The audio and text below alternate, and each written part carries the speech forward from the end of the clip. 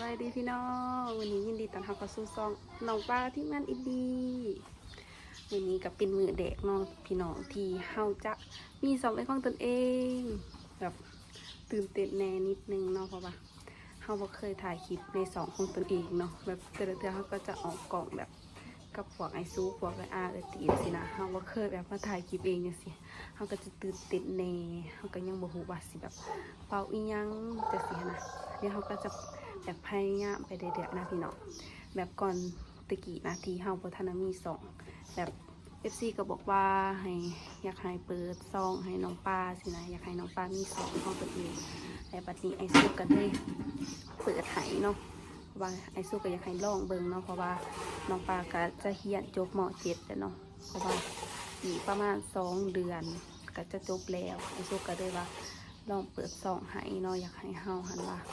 แบบว่าลองเบิ่งสินะว่าเฮาจะเฮ็ดได้สำไรน้องปลาก็จะพยายามมันได้พี่น้องพยายามแบบถ่ายคลิปเนาะเพราะว่าไอซุกอุตส่าห์เปิดให้เขาก็ต้องแบบเขาก็ต้องตั้งใจเนาะในมือนี้เขากำลังจะไปโรงเรียนเป็นมือแรกของอาทิตย์ซึ่งเขาโรงเรียนได้2 มื้อเดียวตั้งจากปีใหม่นะแต่ว่าน้องปลาวัฒนไปเลยเนาะขาด2 มื้อเดียวแต่มือนี้เป็นมือทำอีทของอาทิตย์ดีสิได้ไปโรงเรียนเนาะแหลกกะตอนนี้ก็ประมาณ7:30แล้วเนาะแต่น้องปลาก็เตรียมตัวแล้วแต่เช้าเลยเนาะแต่น้องปลาก็เลยว่ามาถ่ายคลิปก่อนที่จะไปโรงเรียนเนาะแต่ตอนนี้เขาก็สิไปโรงเรียนเนี่ยเด้อเพราะว่ามัน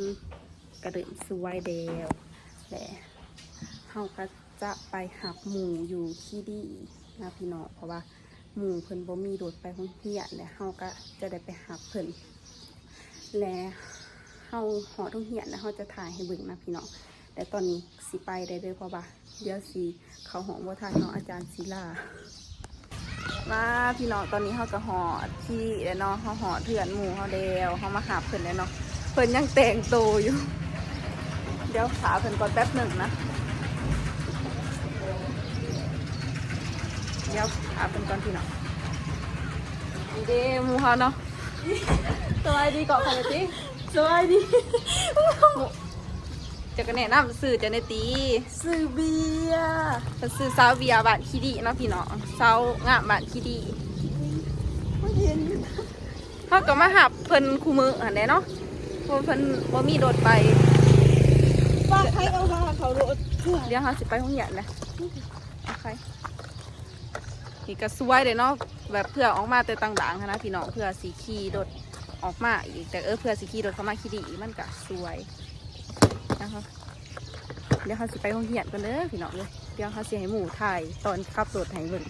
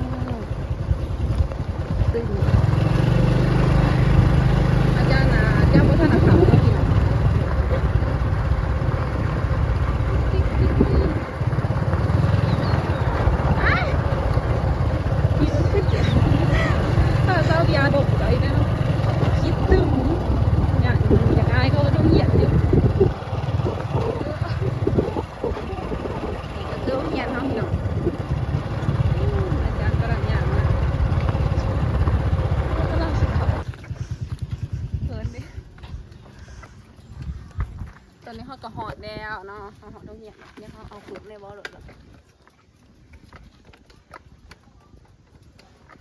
ใครบัวไหลใครหยาบุ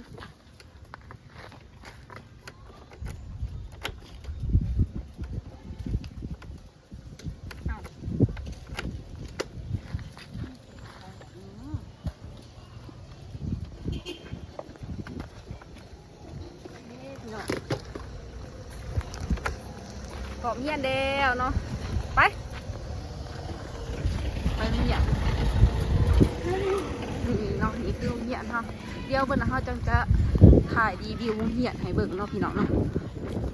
น่าจะเป็นเหมือนน้องขอเฮียนก่อนเด้อเดี๋ยวเขาเฮียนก่อนอาจารย์เขาเลยเนาะพี่น้องเนาะมาพี่น้องตอนนี้เขากำลังเฮียนแล้วเนาะเขากำลังอาจารย์กำลังออกนะเขากำลังจดเขียนเนี่ยคือเรากำลังออกไปบางอย่างมือนี้กะนักเขียนโบราณเป็นไรเนาะเพราะว่าแบบเขาสงสัยเขายังขาดตอนสงกรานต์อยู่เนาะแบบนักเขียนขาดได้แห้งมากโบราณเลยเดี๋ยวหานักเขียนมาลายตัวนี้น้องปาจะแนะนำทุกคนให้รู้จักเดี๋ยวน้องจะไปถ่ายหมู่แต่ละคนเนาะกำลังอยู่กับสาวเบียร์เนาะหมู่เขาขาดทุกอย่างได้แห้งเดี๋ยวแค่เฮา2-3 คนนี่แหละปาจะมีไปกินข้าวเปียกว่าตอนเพลมาสบายดีกล่องไปนะกระมูสนิททำสบายดีจะกันแนะนำซื้อในที่จะซื้อจะไหนซื้อเราจะเลยเอาจะซื้อจากไหนจ้ะไปซื้อปลามี่เนาะอันนี้ก็กันกับปลาคือกันเนาะนี่กับปลาคือหมูในกลุ่มเดียวกันก็ซื้อปลาเลยกันเนาะจะเป็นซื้อปลามี่เขาซื้อปลานี่นะ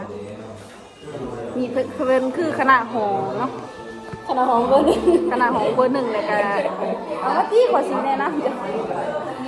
คนเป็นขนาดของเบอร์ 1เลยก็เป็นนักเรียนเก่งอีกเนาะพี่น้องเป็นนักเรียนเก่งวิชาฟิสิกส์เนาะเป็นนักเรียนเก่งขมูในห้องเลยเนี่ยเดี๋ยววันนั้นเขาจะถ่ายให้เบิ่งอีกนะพี่น้องเดี๋ยวอาจารย์เล็กน้อยแล้วก็จะเข่าเลยนะเดี๋ยวเขาไปเตรียมเบิ่งบทเรียนก่อนเด้อนะพี่น้องหลังจากที่เฮาเฮียนแล้วเฮาก็กำลังจะไปกินข้าวเปียกกับหมูเนาะแต่ว่าตอนนี้หมูเฮา